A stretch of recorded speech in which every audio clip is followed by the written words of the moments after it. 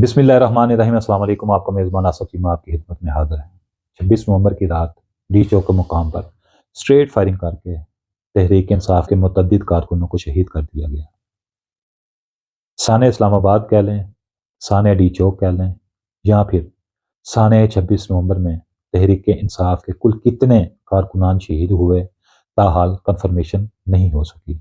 लेकिन जो जो वक्त गुजरता जा रहा है, तू डी चौक के मुकाम पर शहीद होने वाले तहरीक इंसाफ के कारकुनों की तादाद में इजाफे की खबरें मसूल होती जा रही हैं। इसमें कोई शक नहीं कि इस साने के ऊपर जितनी भी मजम्मत की जाए कम है, और इसके ऊपर जितना भी अफसोस का इजहार किया जाए वो भी कम है।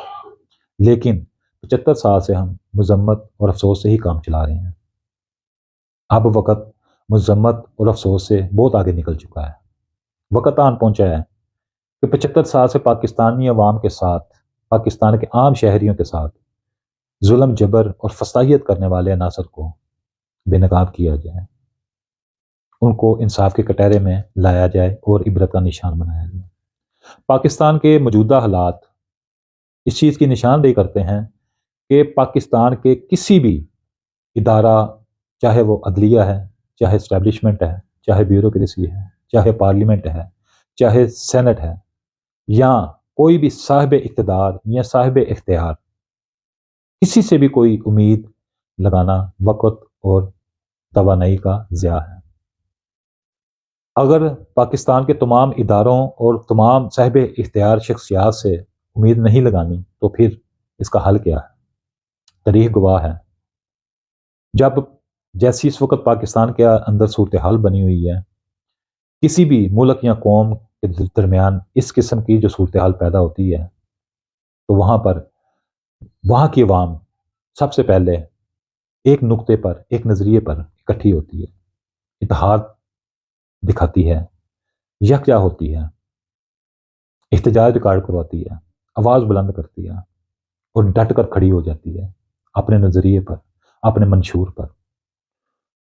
तो माजी में ही आपको बड़ी मिसालें मिलेंगी कि बड़े बड़े ताकतवर जो हैं वो घुटने टेक देते हैं, क्योंकि असल ताकत का सरचश्मा अवाम होती है, असल रियासत अवाम होती है।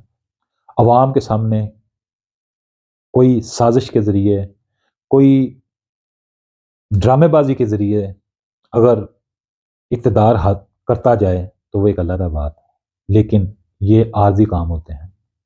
हमेशा दुनिया के ऊपर इक़्तिदार उन्हीं लोगों के रहे हैं जो अवामी होते हैं, जो अवाम के लिए सोचते हैं, जिनका ओढ़ना बिछोना अवाम के लिए होता है। बहरहाल तहरीक इंसाफ के कारकुनों ने जो डी चौक में कुर्बानियाँ की, जो शहादतें दी, उसके समरात पाकिस्तान की 24 करोड़ अवाम को ज़रूर मिलेंगे। बल्कि अगर मैं कहूँ कि पाकिस्तानी अवाम को डी चौक में तहरीक इंसाफ के शहीद होने वाले कारकुनों की कुर्बानियों के समरात मिलना शुरू हो गए हैं, तो मेरे ख्याल में गलत नहीं होगा। आज मैंने सोशल मीडिया पर एक वीडियो देखी। मुझे वो वीडियो देखकर पहले तो थोड़ी सी खुशी हुई, तो फिर साथ में अफसोस भी हुआ। आज पाकिस्तान की सबसे कदीमी तारीखी दरसगाह यानी पंजाब यूनिवर्सिटी में पाकिस्तान की सबसे बड़े सूबे की वज़ीर आला, पाकिस्तान की पहली खतून वज़ीर आला नवाज शरीफ की बेटी, वो नवाज शरीफ जिसकी दुनिया के तकरीबन हर मुल्क के अंदर जायदादें हैं, असर व रसूख है, मालो दौलत है, मज़ाहर बहुत ताकतवर है, तो नवाज शरीफ की ही असर व रसूख, ताकत और मालो दौलत की बदौलत पंजाब के ऊपर मुसल्लत की गई वज़ीर आला मरीम नवाज शरीफ की बेबसी पर मुझे अफसोस हो रहा था। आज मरीम नवाज शरीफ की बेबसी पर अफसोस हो रहा है, तो अल्लाह से उम्मीद है, बल्कि यकीन है कि एक वक्त आएगा मरीम नवाज और इस जैसे जितने भी चोर रास्ते से पाकिस्तानी अवाम के ऊपर मुसल्लत होते हैं वो इबरत का निशान भी ज़रूर बनेंगे।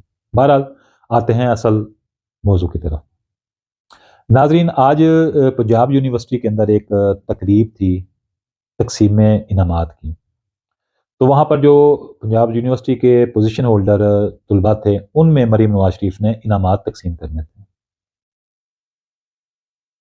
وہ مریم نواز شریف جس کا باپ اتنا طاقتور ہے کہ جب اس کا موڈ ہوتا ہے تو وہ پاکستان میں آ کر حکومت قائم کر لیتا ہے، اور جب اس کا موڈ آف ہوتا ہے وہ اقتدار میں لانے والوں کو آنکھیں دکھاتا ہے اور پھر وہ بیرون ملک چلا جاتا ہے. ان کی طاقت کا اندازہ آپ اسی بات سے لگا لیں. 3 دفعہ پاکستان کے وزیر اعظم رہ چکے ہیں. ناظرین، آپ کو بتاتا چلوں کہ مجھے نہیں پتا کہ یہ بات حقائق پر مبنی ہے یا نہیں ہے، اس کا حقیقت سے کوئی تعلق ہے یا نہیں ہے، لیکن خبر تو خبر ہوتی ہے، اور خبر اگر مکمل طور پر حقیقت پر مبنی نہ ہو تو کوئی نہ کوئی اس خبر سے متعلقہ وجود ضرور ہوتا ہے جس کو بڑھا چڑھا کر پیش کیا جاتا ہے. ماضی قریب میں جب میاں نواز شریف اور مریم نواز لندن پھر وہاں سے جنیوا یعنی سوئٹزرلینڈ پہنچے تو خبریں گردش کرنے لگ گئیں کہ شریف خاندان لندن سے اپنی جائیدادیں مال و دولت جو ہے وہ اکٹھا کر کے تو سوئٹزرلینڈ شفٹ ہونا چاہتے ہیں. تو اس میں تھوڑا سا اس چیز کو یقینی بنانے کے لیے تڑکا لگایا گیا کہ نواز شریف کا بیٹا حسن نواز جو ہے وہ لندن میں ڈیفالٹ ہو چکا ہے. تو وہاں پر بھی بڑے تبصرے ہوئے کہ جو برطانیہ حکومت کے ساتھ لین دین ہے اس سے چھٹکارا حاصل کرنے کے لیے انہوں نے خود ساختہ جو ہے وہ ڈیفالٹر کا جو ہے نا اپنے تو بیج جو ہے نا اپنے سینے پر سجایا. بہرحال باتیں ہونے لگی کہ شریف فیملی جو ہے وہ اپنا سارا مال و دولت اکٹھا کر کے دنیا کے ایک ایسے ملک میں جا رہے ہیں جہاں پر پاکستانیوں کی تعداد گنتی کی ہے، تاکہ وہاں پر وہ پرسکون زندگی گزار سکیں، اپنی لوٹی ہوئی دولت کا مزہ لے سکیں. دوسری جانب جیسے جب سے یہ ڈی چوک کے اوپر سانحہ ہوا تو مخالفین، خاص طور پر مسلم لیگ نون کے جو ترجمان ہیں، انہوں نے تحریک انصاف کے کارکنوں کی شہادتوں کے باوجود بجائے ان کے کہ ان کو دلاسا دیتے ہیں، ان کو اپنے سینے سے لگاتے ہیں، ان کے ساتھ افسوس کا اظہار کرتے ہیں، اظہار تعزیت کرتے ہیں، ان کا تمسخر اڑایا کہ بھگوڑے جوتے چھوڑ کر بھاگ گئے. حالانکہ ایسی بات نہیں ہے. تحریک انصاف کے کارکنوں نے میں سے کسی ایک کو بھی آپ ثابت نہیں کر سکے کہ کسی کی پیٹھ پر گولی لگی ہو. سب کے یا تو سروں پر گولی لگی ہیں یا پھر چھاتیوں پر گولی لگی ہیں. تو یہ اس بات کی دلیل ہے کہ تحریک انصاف کا کوئی بھی کارکن ڈی چوک سے بھاگا نہیں ہے. تو جب تحریک انصاف کے کارکنوں کو بھگوڑا گیا کہا گیا تو اس کے رد عمل میں تحریک انصاف کے کارکنوں نے مسلم لیگ نون کے جو ترجمان ہیں جو شہداء کا تمسخر اڑا رہے تھے ان سے مطالبہ کیا کہ ہم آپ کے گھروں کے سامنے ڈنڈے لے کر کھڑے ہو جاتے ہیں، صرف 5-6 آدمی، آپ گھر سے نکل کے دکھاؤ، جرت کر کے دکھاؤ، بغیر اسلحے کے، بغیر سیکورٹی گارڈ کے گھر سے باہر نکل کے دکھاؤ. تو یہ دونوں طرف سے باتیں تھیں، گفتگو تھی، لیکن آج عملی طور پر مریم نواز کے ساتھ ایسا ہوا. پنجاب یونیورسٹی میں میرے اندازے کے مطابق کم از کم 30,000 جس کیمپس میں مریم نواز آج انعامات تقسیم کرنے کے لیے بطور مہمان خصوصی گئیں، وہاں پر کم از کم 30,000 طلباء جو ہیں تعلیم حاصل کرتے ہیں. اب مریم نواز کو بھی پتا ہے کہ جتنی فسطائیت، ظلم، جبر اور جتنی پاکستانیوں کے حقوق کی تلفی وہ کر چکی ہیں. دوسری طرف تحریک انصاف کے جو کارکنان ہیں یا پاکستان کے جو مبصرین ہیں، تجزیہ نگار، وہ کہتے ہیں کہ یہ لوگ سڑکوں پر نکلنے کے قابل نہیں رہے. یہ اپنے کسی رشتہ داروں، عزیزوں کی شادیوں، بیاہوں اور ان کی فوتگیوں میں شامل ہونے کے قابل نہیں رہے. یہ جا ہی نہیں سکتے، لوگ ان سے اتنی نفرت کرتے ہیں. تو آج مریم نواز کے اندر جو یہ خوف بیٹھا ہوا تھا اس نے برملا اس کا اظہار کیا ہے. آج مریم نواز کو پنجاب یونیورسٹی کی تقریب کے اندر شرکت اختیار کرنے کے لیے تمام یونیورسٹی کے طلباء کو چھٹی کروانا پڑی. جی ناظرین، آج پنجاب یونیورسٹی میں تمام طلباء کو درس و تدریس سے چھٹی کروا کر مریم نواز کو تقریب میں شمولیت اختیار کرے گی۔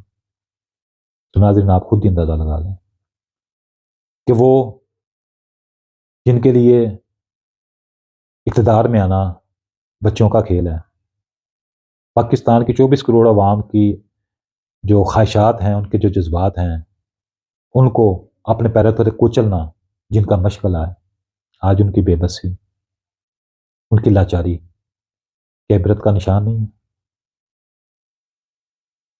تو مزید بہت سی کہانیاں، ہم حقیقی کہانیاں منظر عام پر آئیں گی۔ مریم نواز کی آج کی ویڈیو نے اس کا آغاز کر دیا۔ کہتے ہیں نا، مان نہ کر وارثہ وارسی دا، رب وارث کر مارے گا۔ تو میری پاکستان کے جو فیصلہ ساز ہیں ان سے بھی گزارش ہے کہ خدا را بہت ہو گیا، 75 سال بہت ہوتے ہیں، اب پاکستان کے عوام کو اپنی مرضی سے اپنا ملک، اپنی ریاست چلانے کی اجازت دی جائے۔ ان کو اسلامی جمہوریہ پاکستان کے اندر آزادی کے ساتھ سانس لینے کی موقع فراہم کیا جائے۔